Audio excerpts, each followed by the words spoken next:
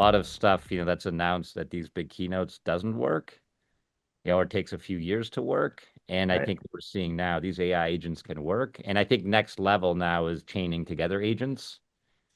And, I think because I think there's like in go-to-market, you can have that basic response agent. And I think one of the things we're also working on G2 is to help software buyers. So we've built an AI agent at G2 we call Monty, Hmm. can now be like a virtual analyst or a virtual, let's say, Accenture consultant that can guide you to the best software based on your requirements. And Yeah. so we're developing software buying agents, but we're also helping sellers on their G2 listing. And you could do this for 6 cents. You all have great reviews. One is obviously a leader in many categories, including account-based software. And but you could also train Monty to answer questions buyers might have as they're looking at your profile on G2. And I think that may be the future, right? We have buying agents, selling agents Yeah. that are talking to each other and really completing a whole workflow, even as complex as selecting enterprise software. And as you know, that can Right. often take years. Yep. And I think now, agent to agent, maybe one day, even a complex process like selecting the best enterprise software for your business and buying it could be done by agents, almost in real time. And so I think the transformation really is just beginning as we connect these agents going forward to do whole workflows, enterprise workflows, complete whole jobs that today, rely on many chains of humans, and those chains often break. Right. Yeah. And that's always been the case there. So I want to come back to what I think is a bit of a the social element of that if we talk about buying.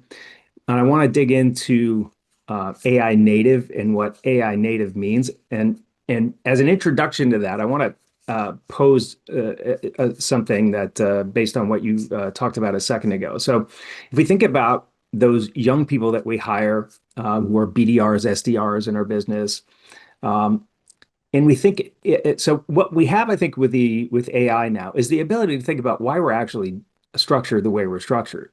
So Mm. why do we have young people who are clearly inexperienced and not very good at what they do, honestly? Why do we have Not them in yet. what's that? Not yet. Not You, yet. No, you, they're learning.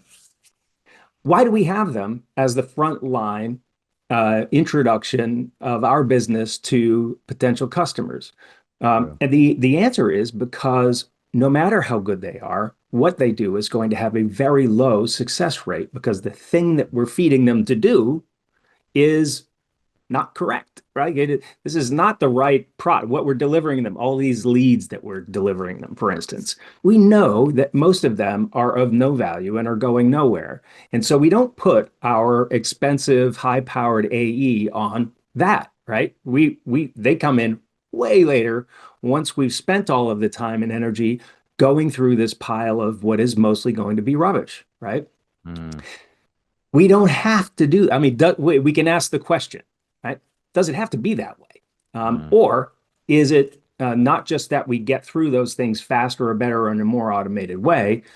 Can we actually just leave most of those people alone, let them read our content, enjoy our content, and focus our energies on the real buyers, the needles in that big haystack by using automation and AI in a way that helps us do both things, helps us understand which buyers are real buyers, provide a great experience, and make sure we don't miss any of the things we're going to miss.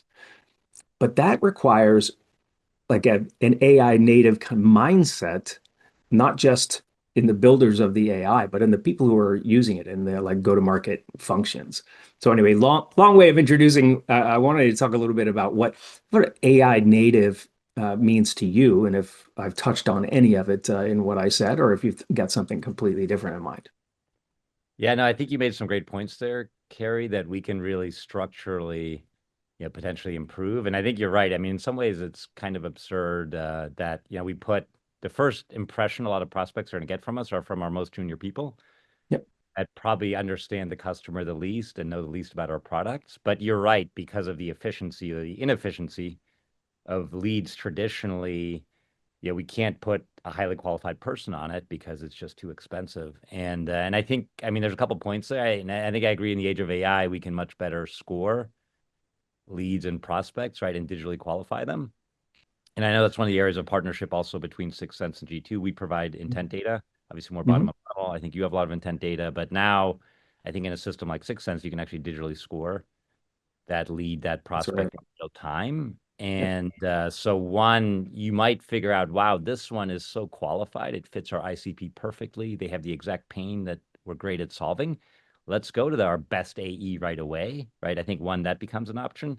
And Right. two, for the lower qualified, they can still get a good personalized AI follow-up just to kind of make sure we didn't miss anything. That's right. Yeah.